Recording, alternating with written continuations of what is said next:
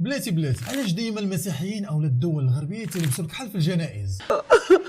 لا لا لا لا لا لا اجمدي مال، اجمدي يا مدام، اجمدي كده. لازم تجمدي.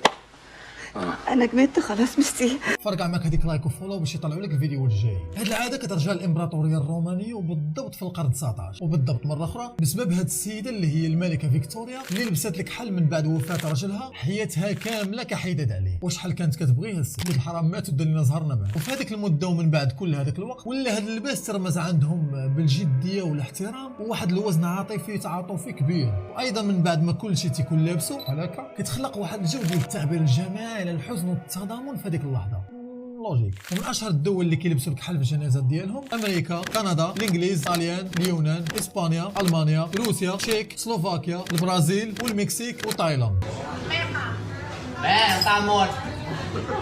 وحتى معظم المصريين. عايزك كده تبقى مؤمنه يا حبيبي يا هاشم. واليابان كانوا تا هما تيلبسوا الابيض غير ما خرجت لهم في التصبين ولا شي حاجه، فقلدوا الغرب ولاو تا هما تيلبسوا الكحل في الجنازات مؤخرا. معلومه خفيفه ظريفه على القلب، فضرب هذاك القلب باش يوصلك الفيديو ديال غدا ونشوفوا غدا.